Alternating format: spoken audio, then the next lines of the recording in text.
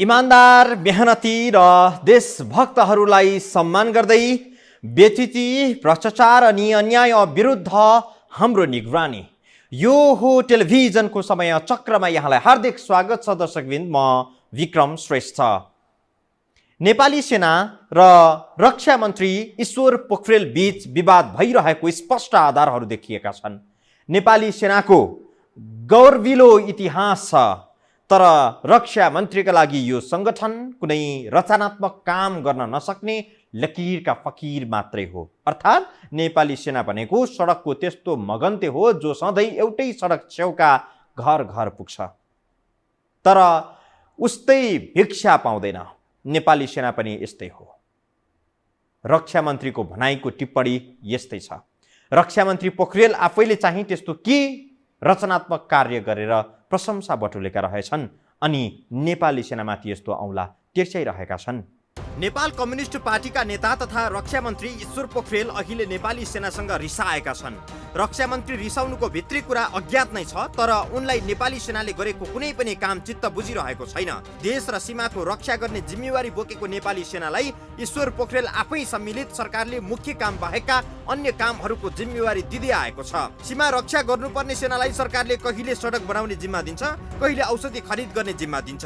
रक्षा मन्त्री पोखरेलकै नेतृत्वमा रहेको कोरोना नियन्त्रण सम्बन्धी उच्च स्तरीय समन्वय समितिले औषधि जन्य सामग्री खरिद गर्दा 250 रुपैयाँका मास्कलाई 700 रुपैयाँ हालेर किनेको पाइएपछि भ्रष्टाचार भएको भन्दै हंगामा नै भयो। महामारीमा मौका छोपेर रक्षा मन्त्री ईश्वर पोखरेल, स्वास्थ्य मन्त्री भानुभक्त ढकाल, स्वास्थ्य सेवा विभागका तत्कालीन महानिर्देशक महेन्द्र श्रेष्ठ लगायतले ओम्नी समूहसँग मिलेर औषधि जन्य सामग्री खरिद गर्दा ठूलो भ्रष्टाचार गरेको आरोपले सडकदेखि सदनसम्म तातेको थियो। अब सरकार चाहिँ के भन्दाखेरि स्वास्थ्य मन्त्रालय, सरकार भन्दा पनि स्वास्थ्य मन्त्रालय सुरुकै अवस्थामा विवादित भयो।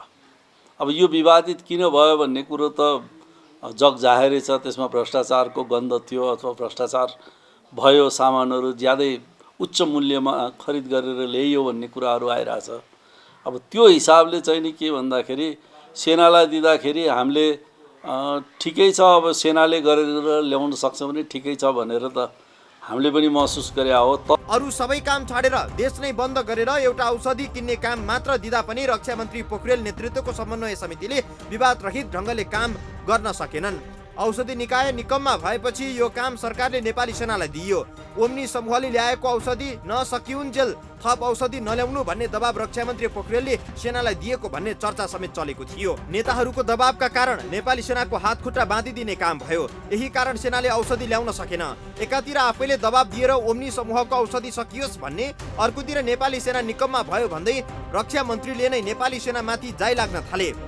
दिनु नपर्ने, गर्न लगाउन नपर्ने त्यस्तो संस्थालाई चाहिँ नि विवादमा लिएर आइयो, जुन चाहिँ नि वास्तवमा राम्रो कुरो होइन। किनभने सेनालाई पटक पटक विवादमा लिएर आउनु त्यो पनि सरकारकै आफ्नै निकायबाट, जो चाहिँ नि के भने तालुक मन्त्रालयबाटै उहाँ नै चाहिँ नि के भने रक्षा मन्त्री नै त्यसको चाहिँ नि मुख्य संयोजक रहेको अवस्थामा त्यो कुराहरू हुनु हुँदैन थियो। तर भयो किन भन्दाखेरि यसमा चाहिँ नि धेरै ठुलो ल्याप्सेसहरू अथवा त्रुटिहरू भएको चाहिँ नि म महसुस गर्छु। यति भएपछि नेपाली सेना र रक्षा मन्त्री पोखरेल बीच अहिले बेमेल रहेको चर्चा छ। गएको शुक्रबार त रक्षा मन्त्री ईश्वर पोखरेल अप्रत्याशित रूपमा नेपाली सेना निकम्मा हो, लायक नै छैन, सृजनात्मकता समाप्त भएको ढिपी गरेर काम गर्ने संगठन बनिसकेको आशयमा सेनाका विशिष्ट अधिकारीहरूको हुर्पत नै लिन भ्याए। रक्षा मन्त्री पोखरेलले नेपाली सेना सृजनात्मक नभएको, लकीरका फकीर जस्तो भएको भन्दै टिप्पणी गरे। हाम्रो कार्य सम्पादन गर्ने शैली लकीरका फकीर जस्तो, यो लकीरका फकीर जस्तो भयो भने, क्रिएटिभ ढङ्गले अगाडि जाने कुरा भएन भने वास्तवमा त्यसले परिणामहरू दिन सक्दैन। म सबै साथीहरूलाई आग्रह गर्न चाहन्छु, अलिकति यो लकीरका फकीर हुने कुरा भन्दा पनि क्रिएटिभ ढङ्गले अलिकति जाने यो काम गर्नुपर्छ। सबैलाई थाहा भएकै कुरा हो, राजनीति गर्नेहरूले राज्यका सबै निकाय निकम्मा पारेका छन्।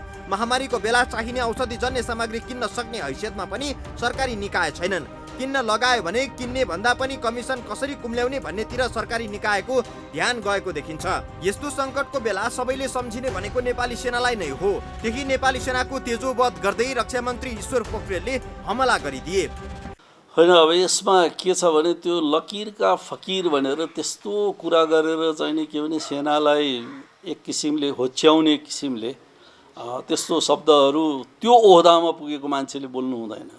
यदि हो नै ल सेनाले काम गर्न नसकेको अवस्थै भए पनि त्यो चाहिँ नि भिन्दै किसिमले भन्नुपर्नेमा मिडियामा आउने गरेर र संस्थालाई नै असर पर्ने गरेर त्यस्तो किसिमको एउटा चाहिँ नि शब्दावली अथवा आशय जुन देखाइयो त्यो चाहिँ नि ज्यादै निम्न स्तरको छ। त्यसलाई हामीले जति खण्डन गरे पनि कमै होला। सरकारी निकायहरू पक्षपात भएको जस्तो अवस्थामा राखिएका छन्। नेपाली सेनाले तोकिएको समयमा आफ्नो जिम्मेवारी पूरा गर्दै आएको छ। तर सरकारी निकाय आफैले गर्छौं भनेर लिएका योजना कस्ता हुन्छन् भन्ने थाहा पाउन एउटै मिलम्ची आयोजना समेत सम्झिए पुग्छ। नेपाली सेनाले बोलेर भन्दा पनि गरेर देखाउँदै आएको कुरा कसैबाट लुकेको छैन। रक्षा मन्त्रीले नेपाली सेनामाथि गम्भीर आक्षेप लगाएपछि प्रधान सेनापति पूर्णचन्द्र थापाले पनि घुमाउरो शैलीमा रक्षा मन्त्री पोखरेललाई जवाफ फर्काए। नेपाली सेनालाई वासस्थानसम्म पनि हामीले दिन सकेका छैनौँ। यस्तो गहन जिम्मेवारी पूरा गर्न नसक्दा आफू प्रधान सेनापति भइरहँदा छुट्टै पीडाबोध भएको उनले बताए। सुरक्षा निकायको यदि त्यो हकीकत छ भने अरूको के होला, त्यसमा चाहिँ यहाँ सबैको ध्यान पुगोस् भन्ने मेरो अनुरोध छ। त्यसकारणले यो विषयमा चाँडै नै समस्या समाधान होस् र निर्माणको कार्यहरू पनि अगाडि बढोस्, ताकि एउटा महत्त्वपूर्ण सुरक्षा निकायको अङ्ग चाहिँ नै लाई एउटा चाहिँ नि वासस्थानसम्म पनि हामीले दिन सकेनौँ भने त्यसमा एउटा प्रधान सेनापति हुनुमा मलाई पनि अलिकति त्यसले चाहिँ नि छुट्टै किसिमको पीडा बोध भएको छ। यसमा चाहिँ नि प्रधान सेनापति थापाको यो भनाइको आशय सम्भवतः अर्कै थियो। उनको आशय थियो सेना पालमा सुत्नु परेको छ, त्यो चाहिँ नहेर्ने, सेनाका लागि आवासको प्रबन्ध गर्न नसक्ने, अनि सेनाहरू सृजनात्मक छैनन्, बन्दुके हुन् भन्ने। नेपालका कुनै पनि निर्माण कम्पनी वा कुनै पनि सरकारी निकाय त्यस्ता छैनन् जसले फास्ट ट्र्याक निर्माण गरेर तोकिएकै समयमा सरकारलाई हस्तान्तरण गर्न सक्छौँ भन्ने औकात राख्दछ। 100 किलोमिटरको रेल ट्र्याकमा माटो भर्ने कामलाई 30 टुक्रा बनाएर काम गर्न नेपाली ठेकदारहरू हानाथाप गरिरहेका छन्। फास्ट ट्र्याक नेपाली कम्पनीहरूको औकात भन्दा धेरै माथिको छ। यस्तो जटिल र ठुलो कामको जिम्मेवारी लिने नेपाली सेनालाई रक्षा मन्त्री ईश्वर पोखरेलले भनिदिए यो संगठन क्रिएटिभ छैन। यस्तो किन भने? रक्षा मन्त्रीको फास्ट ट्र्याकमा लुकेको स्वार्थ के हो? उनी नेपाली सेना मार्फत आफ्नो के इच्छा पूरा गर्न चाहन्छन् र हामीसम्म प्राप्त भएका सूचनाहरू के छन् त्यसबारे चर्चा गर्नेछौँ यो ब्रेकपछि।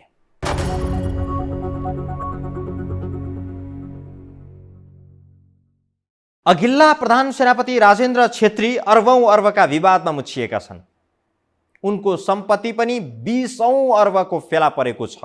नेपाली सेनाको इतिहासमा छेत्री सर्वाधिक विवादित र आर्थिक व्यवहारमा सबैभन्दा दुर्गन्धित बन्ने व्यक्ति हुन् भन्नेहरू धेरै छन्।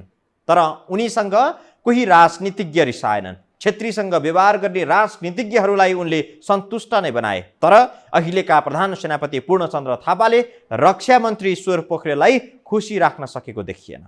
मन्त्री पोखरेलले जसलाई परामर्शदाता कन्ट्र्याक्टर नियुक्त गर्नु भन्ने आदेश दिए त्यो आदेश नमानेका कारण पोखरेल सेनापतिसँग रिसाएका हुन् कि?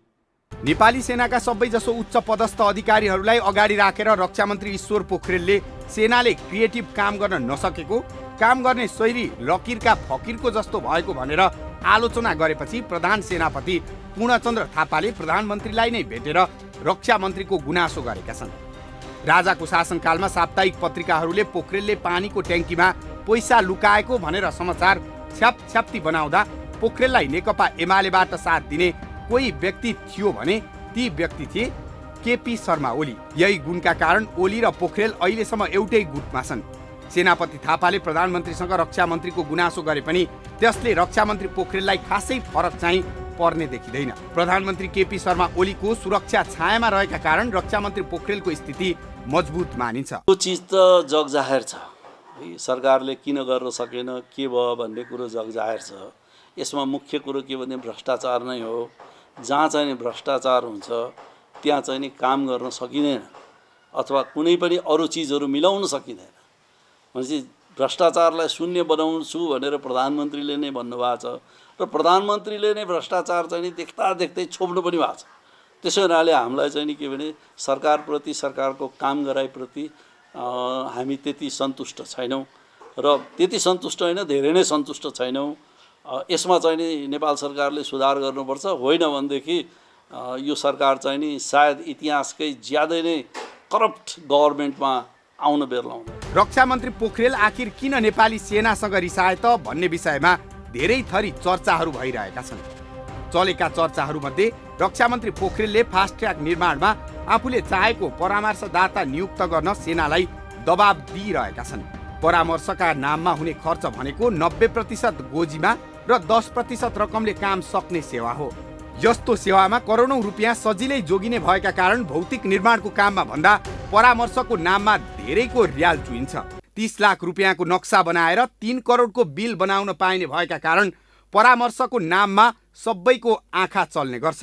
र विभागीय मन्त्री भएको हिसाबले मन्त्रीले त्यस्ता शब्द प्रयोग गरेर सेनालाई हुच्याउनु नहुने है। अब त्यही सिलसिलामा सेनापतिले जुन किसिमको ती फोरममा जुन कुरा आयो, बिचौलियाको कारणले अथवा इन्टरफेरेन्सको कारणले चाहिँ कन्सल्टेन्ट नियुक्त गर्न सकेन भन्ने कुरा आयो, त्यसको पनि त जवाफ चाहिँ विभागीय मन्त्रीले दिनुपर्छ नि त। त्यो खोइ त, त्यसका कुराहरू खोइ आएका भनेपछि यी कुराहरू विवादमा लिएर आएर यसलाई बढाइ चढाइ गरेर उछालेर समस्याको समाधान हुँदैन। समस्याको समाधान चाहिँ के भने मिलाएर मिलेर हैन, सबैले चाहिँ नि विचार गरेर एउटा चाहिँ नि मिलन बिन्दुमा पुगेपछि मात्रै समस्याको समाधान हुन्छ। फास्ट ट्र्याकमा रक्षा मन्त्री पोखरेलको चासो पनि परामर्शदाता र कन्ट्र्याक्टर नियुक्तमै गएर अड्किएको चर्चा छ। रक्षा मन्त्री पोखरेलका छोरा स्वराज पोखरेलले सिफारिस गरेको समूहलाई दिन नेपाली सेनाले आनाकानी गरेपछि पोखरेल आक्रोशित भएको बताइन्छ। मन्त्री पोखरेलका छोरा स्वराज यसअघि ओम्नी समूहलाई औषधिजन्य सामग्री खरिदको जिम्मेवारी दिने मामिलामा जोडिएका थिए। आफूले भनेको समूह ठेकेदार आदिलाई काम नदिँदा रक्षा मन्त्री नेपाली सेनासँग रिसाएको चर्चा छ। जुन फास्ट ट्र्याकको विषय छ, यो विषय दुईटा विषय, एउटा फास्ट ट्र्याकको र एउटा औषधि खरिदको विषय। यो चाहिँ सेनाको व्यावसायिक कार्यभन्दा गैर व्यावसायिक कामको विषयमा यो विवाद बढी आएको छ। यसमा के छ भने सेना मात्रै इन्भल्भ छैन, अब यसमा मन्त्रालय पनि यो डिसिजन मेकिङमा र अरू मन्त्रालयहरूले पनि यसमा सहयोग पुर्याउनु पर्ने र यसमा चाहिँ के छ भने इन्ट्रेस्ट पनि छ। त्यहाँ फेरि हुनसक्छ अब उच्च अहोदामा रहनेहरूको इन्ट्रेस्ट आफ्नो नभएर प्रत्यक्ष अप्रत्यक्ष रूपमा र चाहिँ अब ठेकदारी इन्ट्रेस्ट। अब कसले के रिस फेरेको भन्ने कुरो त त्यो जबसम्म बाहिर आउँदैन हामीले कसैलाई ब्लेम लगाउन मिल्दैन हैन। अब त्यसमा चाहिँ नि विभागीय मन्त्री इन्भल्भ छन् छैनन् अथवा बाहिरको कुरो हो हैन। अब मन्त्रीको छोरोले गर्न दिएन भने छोरोको हैसियत के हैन। अब उसले दिन नदिने कुन हदसम्म किन गयो, अथवा सेनाले प्रधानमन्त्री के अरे उप प्रधानमन्त्रीको छोरो भयो भन्दैमा सबै चिज छोडिदिने त्यो पनि सेनाले गर्न मिल्दैन। भनेपछि यो चाहिँ नि के भने एक्सक्युज माग्ने कुरा मात्रै हो, यो ठिक कुरो चाहिँ नि होइन। त्यसो हुनाले यस्तो कुराहरू एक्सक्युज माग्दैमा पाइने कुराहरू होइनन्, यसलाई मिलाउँदै लानुपर्छ। सेनाको पनि यहाँनिर अलिकति केही कमी कमजोरीहरू देखिन्छ।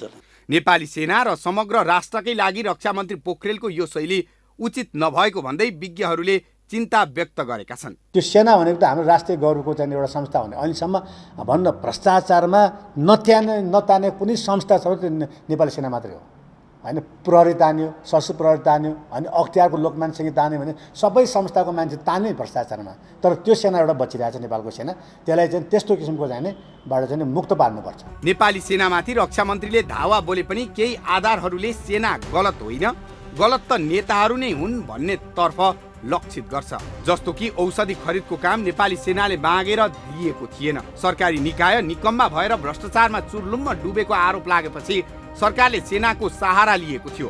फास्ट ट्र्याकको काम पनि सेनाले मागेको थिएन। फास्ट ट्र्याकका नाममा 25 वर्षसम्म भारतीय कम्पनीले ब्रह्मलुट गर्ने अवस्थाबाट जोगाउन सरकारले सेनाको सहारा लिएको थियो।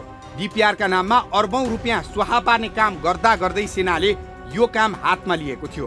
सेनाले डिपिआर बिना नै काम पनि थाल्यो, प्रगति पनि सन्तोषजनक नै भइरहेको थियो। त्यति बेला बुट प्रणालीको कुराहरू आए, किन भन्दाखेरि त्यसमा चाहिँ नि जुन कन्ट्र्याक्टरले काम गर्ने हो त्यो कन्ट्र्याक्टरले केही समयसम्म टोल उठाउने, त्यो पनि हाई कस्टमा हैन, टोल उठाउने र सर्टेन टाइम पछि सरकारलाई बुझाउने। त्यसमा चाहिँ नि सरकार कन्भिन्स हुन सकेन मैले जानेअनुसार चाहिँ नि के भने त्यो टोल उठाउने जुन रेट थियो त्यो धेरै हाई थियो र हाम्रो चाहिँ नि के भने हामीले एफोर्ड गर्न सक्ने अवस्थाको थिएन। त्यो कारणले गर्दाखेरि इन्डियन कम्पनीहरू यिनीहरूलाई पनि नदिएको हो र इन्टरनेसनल कम्पनीहरू पनि नआएका पनि हुन्। यता मन्त्री पोखरेलको चाहना अनुसार परामर्शदाता कन्ट्र्याक्टर नियुक्त नहुनु, अर्कोतिर खोकनामा राजनीतिक मिश्रित आन्दोलन हुन थालेपछि नेपाली सेनाले असहयोग गरेको महसुस गर्न थाल्यो।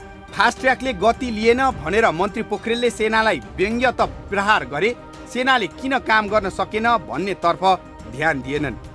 सेनाले सडक बनाउने हो तर जग्गाको मुआब्जा दिने, खाली गराउने काम गृह मन्त्रालयको हो। जनताको पनि इन्ट्रेस्ट होला, तर जनताको मात्रै इन्ट्रेस्ट हो त भन्ने प्रश्न पनि आयो नि, जस्तै जग्गाको कुरामा। अब त्यसमा चाहिँ गृह मन्त्रालयले तदारुकताका साथ काम गरिदिनु पर्ने हो नि त त्यो कुराहरू, होइन?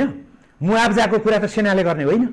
त्यस अनुरूप गृहले काम गरेका छैन, काम सहयोग गरेको देखिएन नि यहाँनिर पर्याप्त मात्रामा।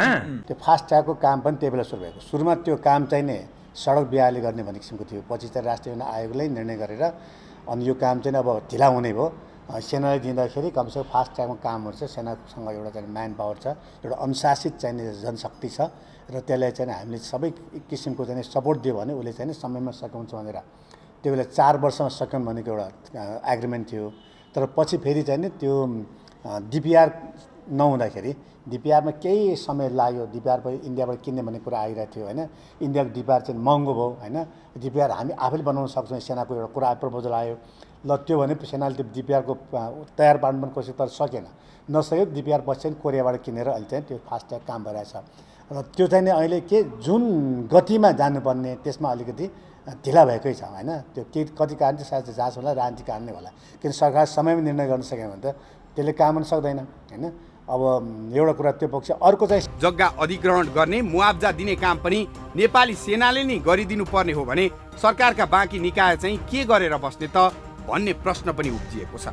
मन्त्री पोखरेल सुशासनका मामिलामा खासै नाम कमाएका वा कीर्ति राख्ने कुनै काम गरेका व्यक्तिका रूपमा परिचित होइनन्, तर पनि उनलाई प्रधानमन्त्री ओलीले आफू पछिको दोस्रो वरियतामा राखेका छन्। प्रधानमन्त्रीका लागि यो संयोग हो वा आफैले निम्त्याएको समस्या के हो भन्न सकिन्न, तर उनले चाहेका वा उनी निकट अधिकांश मन्त्री नेताहरू विवादमै पर्दै आएका छन्। आफै केही गर्न नसक्ने, गर्नै पर्दा पनि पहिले कमिसनको हिसाब गरेपछि बाँकी कुराकानी सुरु गर्ने जस्ता समस्याबाट सरकारी निकाय शिथिल बनेको छ। केही सिप नलागेपछि, आफ्नो औकातले नभ्याएपछि नेपाली सेनालाई काम जिम्मा दिने सरकारी शैली छ।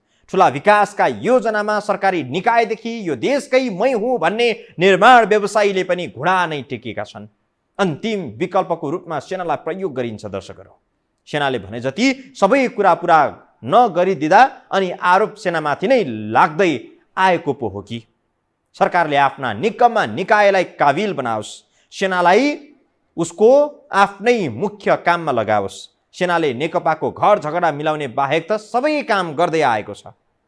मामिला योभन्दा अगाडि नबढोस्। त प्रसङ्गसहित आउँछौँ यो ब्रेकपछि। वर्तमान सरकारका प्रधानमन्त्रीदेखि मन्त्रीहरूसम्म काम गर्नुभन्दा क्षुद्र टिप्पणी गर्न बढी खप्पिस छन् भन्नेहरू धेरै छन्। रक्षा मन्त्रीले आफ्नै मातहतको नेपाली सेनाको दक्षतामाथि प्रश्न उठाए। अब रक्षा मन्त्रीमाथि आफू दक्ष भएको प्रमाणित गर्नुपर्ने चुनौती थपिएको छ। रक्षा मन्त्रीले नेतृत्व गरेको कोरोना सम्बन्धी उच्च स्तरीय समन्वय समिति आजको दिनमा कति सफल रह्यो? देशमा कति कोरोना सङ्क्रमित थिए? अहिले कति भएका छन्? मानिसहरू कसरी मरिरहेका छन्? यतातिर पनि ध्यान दिने कि तेल बेच्नेदेखि सडक बनाउने सम्मको जिम्मेवारी सेनालाई दिएर सरकारले आफ्नो कमजोरी प्रदर्शन गरिरहेकै छ। भूकम्प गयो उद्धारका लागि नेपाली सेना, बाढी पहिरो गयो उद्धारका लागि नेपाली सेना, सडक बनाउनु पर्यो नेपाली सेना, औषधि किन्नु पर्यो नेपाली सेना, मिसावट बिनाको पेट्रोलियम पाइएन नेपाली सेना। अस्ति मैले सुनेको रक्षा मन्त्रीले चाहिँ अलि सेनालाई चाहिँ काम भएन भन्ने किसिमको आरोपै लगाउनु पऱ्यो, होइन? त्यो वास्तवमा सरकार चाहिँ सहयोग रूपमा भएको सेनाले काम गर्न सक्थ्यो नि। सेनासँग त अनुशासित काम छ, उहाँहरूको फेरि दिएको काम चाहिँ सम्पन्न गर्ने भन्नु। अब जहाँ चाहिँ हामीले सेनाको हेरेको छौँ नि, ठुल्ठुलो महाविपद आउँदाखेरि, भूकम्प आउँदाखेरि, बाढी प्रकोप आउँदाखेरि, होइन? अब हिउँमा पहिरो जाँदाखेरि र ठुल्ठुला चाहिँ कन्दार ठाउँमा बाटो बनाउने काम सेनाले गरिरहेको छ नि। त्यस्तो चाहिँ कठिन काम चाहिँ सेनालाई सरकार पहिले पनि दिइरहेछ र अहिले पनि दिइरहेछ। तर अहिले चाहिँ रक्षा मन्त्री र सेना प्रधानसिंह बारेमा के कुरा नमिलेको अब त्यो चाहिँ वास्तवमा उहाँलाई थाहा छ होइन। जुन रूपमा नहुनु पर्ने अहिले चाहिँ त्यो साध्ने भएछ भनेपछि रक्षा मन्त्रीलाई पनि सेना प्रधान सेनापतिले मैले सुनेको प्रधान कहाँ नि गएर उहाँले चाहिँ कम्प्लेन गर्यो होइन, यसरी बोल्यो भनेर। रक्षा मन्त्री भनेको यो चाहिँ वास्तवमा यो जुन किसिमको प्रधान सेनापति रक्षा मन्त्री जुन किसिमको टकराउ आयो यसले चाहिँ राम्रो पार्दैन। यति मात्र होइन, सेनाकै अस्पताल, सेनाकै विद्यालय, सेनाकै फुटबल टोली, सेनाकै ब्यान्ड बाजादेखि अनेक काममा नेपाली सेनाको प्रयोग हुँदै आएको छ। कुनै दिन यस्तो पनि नआउला भन्न सकिन्न कि सेनाको काम देशको सीमा रक्षा गर्ने पनि हो र भन्ने प्रश्न मानिसले नगरून्। अन्त कतैबाट पार नलाग्ने स्थिति देखाएपछि सरकारले नेपाली सेनालाई जस्तो पनि काम अराउने गर्छ। जस्तो कि औषधिजन्य सामग्री खरिदको कुनै अनुभव नै नभएको नेपाली सेनालाई सरकारले खरिदको जिम्मेवारी दियो। यो बेला न सरकारले नेपाली सेनाको व्यावसायिकता बारे सोच्यो, न नेपाली सेनाले नै यस्तो काम सेनाको होइन भन्न सक्यो। सेनाको पेसाभन्दा बाहिरको कुरो थियो त्यो। र यति बेला चाहिँ नि पेन्डेमिकले सबै मुलुक आक्रान्त भइरहेको अवस्थामा सेनालाई त्यो टास्क दिएर लिएर आउनु पनि त्यति सहज थिएन। र सेनाले पनि भन्न सक्नु पर्थ्यो त्यति बेला, किन भन्दाखेरि यो टास्क मेरो होइन, मेरो पेसाले चाहिँ नि के भने सामान खरिद गर्ने होइन। त्यो सेनाले पनि भन्न सकेन। अब त्यसमा भित्री नियत के छ त्यो सेनाले नै प्रश्न पार्ला होइन। सरकारले तेल बेच्नु भन्दा पनि सेना हस भन्छ, सरकारले सडक बनाउनु भन्दा पनि हस नै भन्छ। नेपाली सेनालाई गैर व्यावसायिक कामको जिम्मेवारी सुम्पदा यसपटक फेरि विवाद उत्पन्न भएको छ। यो विवाद अहिले रक्षा मन्त्री आफैले सुरु गरे। यसअघि औषधि खरिदमा भ्रष्टाचार भयो भन्ने उजुरीमाथि विभिन्न निकायले अनुसन्धान पनि गरिरहेका छन्। सरकारी निकाय काबिल भएका भए सेनालाई यस्ता कामको जिम्मेवारी दिन पर्दैन थियो। देशभर पेट्रोल पम्पहरू छन्, सेनाले आफ्नै पम्प खोल्नुपर्ने आवश्यकता किन पर्यो? सरकारकै निगरानीमा भएका पम्पहरूबाट मिसावट नभएको पेट्रोलियम पदार्थ बिक्री वितरणको व्यवस्था मिलाउन नसक्दा नै सेना तेल व्यापारी बन्न पुग्यो। नेताहरूले रङ्गी बिरङ्गी ठेकेदारहरूसँग साँठगाँठ गर्दै आएका छन्। कतिपय त ठेकेदारहरूकै घरमा बस्छन्, केहीले ठेकेदारहरूलाई सांसद नै बनाएका छन्। ती ठेकेदार नेताको चाकरी गर्ने र ठुला आयोजना हात पार्ने अनि समयमा काम सिद्ध्याउन नसक्ने, योजना अलपत्र पार्ने, सरकारी बजेट अन्तै लगेर लगानी गर्ने जस्ता काममा क्रियाशील छन्। यस्ता ठेकेदारहरूलाई राजनीतिक दल नेताहरूले नै संरक्षण गरेका कारण नेपाली सेनाका सेनापति क वर्गका 1 नम्बर ठेकेदार जस्ता भएका छन्। फास्ट ट्र्याक जस्तो ठुलो योजना नेपाली सेनाले हात पारेको छ। यस्तो स्थिति रहेसम्म नेपालकै निर्माण व्यवसाय चाहिँ कहिले व्यावसायिक हुने? सधैँ लप्पन छप्पन गर्ने योजनाहरूलाई टुक्रा टुक्रा पारेर कार्टेलिङमा टेन्डर निकाल्न लगाइरहने हो त? देशको सीमा रक्षा गर्न गठन गरेको सङ्गठनलाई औषधि किन्न पठाएपछि हुने भनेकै विवाद हो। औषधि नै किन्ने जिम्मेवारी पाएको निकायले त घुँडा टेक्यो, कमिसनको चक्करमा फसेको भनेर धेरै प्रश्नहरू उब्जिए। एक हातमा राइफल, अर्को हातमा पैसा दिएर नेपाली सेनालाई औषधि किन्न पठाउँदा यो देशका स्वास्थ्य मन्त्रीलाई कति लाज शरम पनि भएन। स्वास्थ्य सम्बन्धी काम गर्ने सरकारी निकायहरूलाई रत्तिभर शरम देखिएन। कहिलेकाहीँ त बुझ्नेले पनि बुझ्नुपर्छ, कपडा लगाउँदैमा सधैँ लाज छोपिन्न। समय चक्रको आजको प्रस्तुति सकियो। दर्शकहरू बिदा दिनुहोस्, नमस्कार।